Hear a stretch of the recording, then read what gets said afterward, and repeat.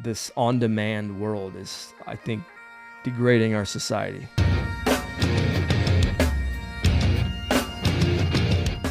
So I've got 3 kids. I've got a 1-year-old that's going to be 2, 4 that's going to be 5, 6 that's going to be 7 here real soon. And they sit on the couch together and they get their little Roku remote.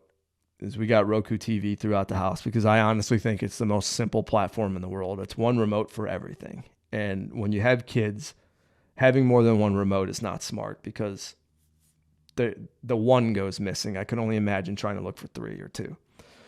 But they'll sit there, and it's fun watching them interact with the technology now, because it's stuff that I didn't have when I was a kid.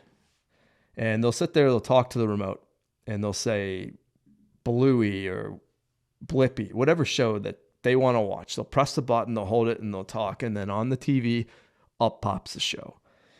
And then they can turn it on and they can watch it. It's whatever they're feeling in that moment that they want to watch, they can turn it on. Now we have the limit set, so they can't just say anything. And there's shows that we don't want them to watch. We don't want them on YouTube. There's things like that we have blocked. But for the most part, within the portfolio of shows they're allowed to watch, they can just get on there and say it. And I started thinking about it the other day. They're missing out on an experience that I had as a kid that they're probably never gonna have it. They're not gonna know what it was like. It was Friday night. Friday night consisted of Full House, Family Matters, Step by Step, one other show, can't remember what it was. There were 4 shows, 2 hours. I think it went till 10. You know, me and my brother got to stay up till 10 o'clock at night.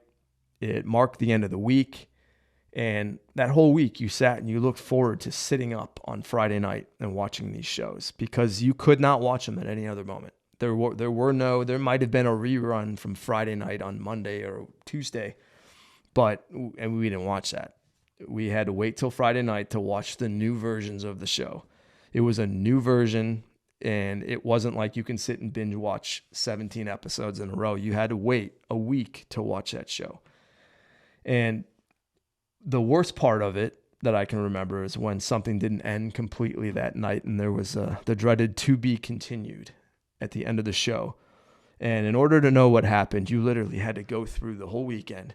You had to go through all week, all school, all your school classes, going to bed, waking up, and everything you had to go through for a whole week, 7 days, and until you got to find out what happened on that show. And the feeling that you had when you finally got to sit down and watch it on Friday night is not something that can easily be explained. It was a great feeling, and it's completely gone now. You don't get that anymore, because you could just turn on demand, binge watch anything you want by simply sitting there and just saying it in the remote like the kids do on the couch today. And I feel like they're never going to get to experience what that feeling was like to sit down as a group on Friday night and actually wait for something to come on, and sit down as a group, as a family, and watch something that you had to wait for all week long. There's no anticipation anymore for anything. There's no shows that we're dying to see what happens next. You can go on, you can click the show on your remote, Netflix or Amazon Prime or wherever the show is, and you could watch the whole season and sit there until it's over. And that fulfillment of knowing what happened happens like that. And you don't have to do it waiting a week, going through school, going to bed, waking up 7 days in a row just to see what happened. I remember like the show 24, waiting the next week to see what happened in that movie or that show. That was a phenomenal show. And that was like the last case that I can remember where I truly couldn't wait to see what happened next. And everything since then has sort of been, well, if I want to know, I just have to watch the next episode on Netflix.